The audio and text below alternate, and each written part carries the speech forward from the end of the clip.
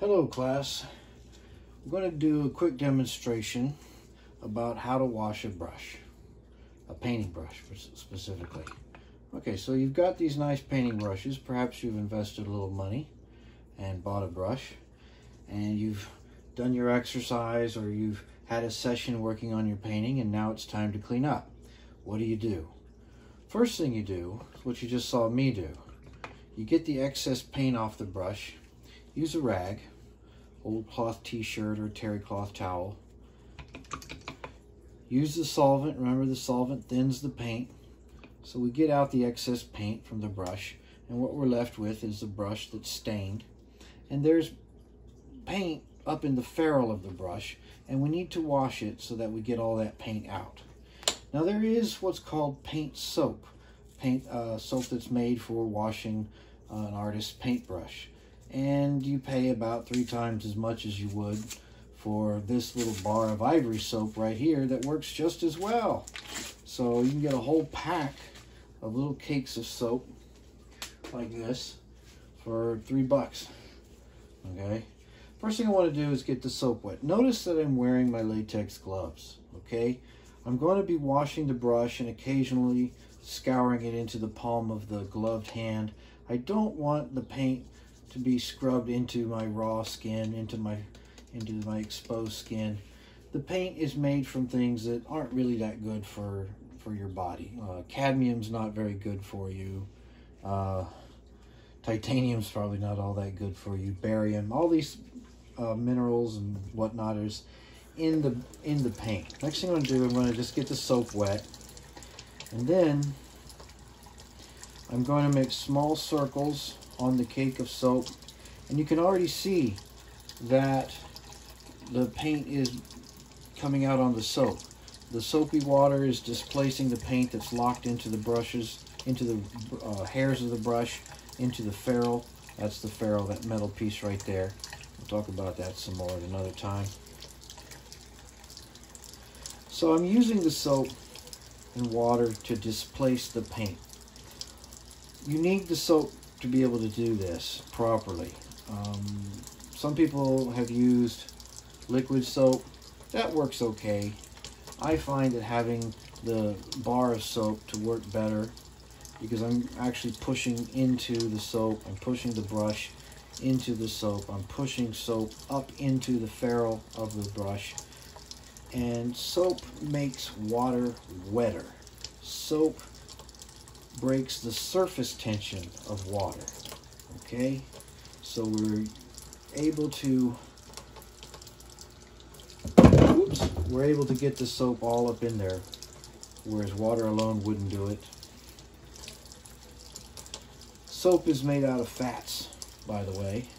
The oils in the paint are fats, lipids, okay, linseed oil. So these things displace each other. Also, the process of washing the brush, you're adding lipids back into the hairs of the brush. Remember this solvent that we're using, the OMS, low odor mineral spirits, or especially gum turpentine if you happen to be playing around with that one. That's pretty hard on a hair. You're drying it out. Even the synthetic hairs, probably even worse for the synthetic hairs than the natural hairs. Once those hairs get dried out, they can start to crack and you've ruined your brush. So we're doing 2 things here. We're cleaning the brush, we're getting the excess paint out of the brush, and then we're also putting some lipids, some moisturizers, some fats back onto the hairs of the brush in a good way. Now, you keep doing this. You see I'm just making small circles. You keep doing this until you stop seeing color coming out of the ferrule. You can actually see color getting displaced. You can see it on the bar of soap. It's not as dark as it was when I first started. It takes a few minutes. You can add years of life to your brushes just by taking the time to clean them. The optimum procedure is to wash your brushes after each painting session. Okay? If you are going to store them in the solvent overnight, let's say, you want to make sure that you have a brush holder. That's this round spring-like piece right here. That holds the brushes up. You don't want to have the brush sitting on its own bristles because that'll bend the bristles. The bristles can be displaced if you don't clean them properly, or if you're sitting, if they're resting on themselves, just the weight of the brush can displace the bristles. Over time, the paint, if it's lodged up in the ferrule, can displace the bristles and the brush loses its shape. Let me do another quick one just to demonstrate. This one's good. It's all full of dark paint. You see that? You see how dark it is? And it's got lots of turpentine in there, so there's not really a lot of paint seemingly. Now look at that. Look at all that color. All of that color is locked up in the ferrule of the brush. Not only in the bristles, but in the ferrule of the brush. And I want to clean that. I just want to keep repeating this.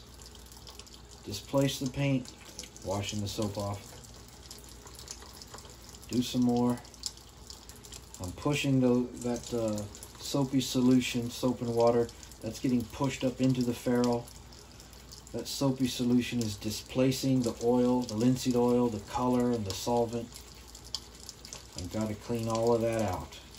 If the oil paint dries, like it's, say there's a bunch of oil paint caked up in that ferrule, if it dries there, well, you've pretty much ruined the brush. Good luck trying to get it out. Once it's dry, it's dry. So we need to catch this while the paint is still wet. Look, not as much color coming out now as there was when I started, but it's not done yet. See that color? See that dark stain? That's color.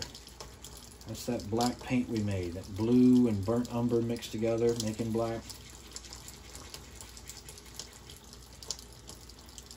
You got to keep doing it. You got to keep twirling it around, making circles on the soap until we stop seeing color come out of the ferrule. Once I don't see color being displaced anymore, then I know the brush is clean.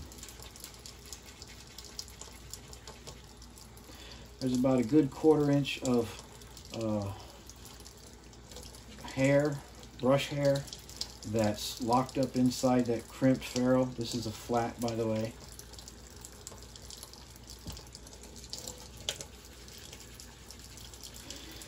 Now in our day and age, the metal ferrule is a common thing, but not so long ago, and when I say that I'm talking about 150 years ago, so in the 1860s, not so long ago, a metal ferrule was something new.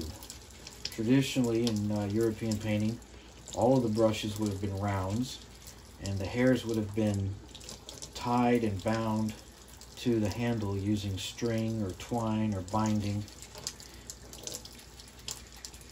Maybe some type of glue. Not really a lot, just maybe enough to hold it in place. Mostly they were just bound. And they would come in all different sizes.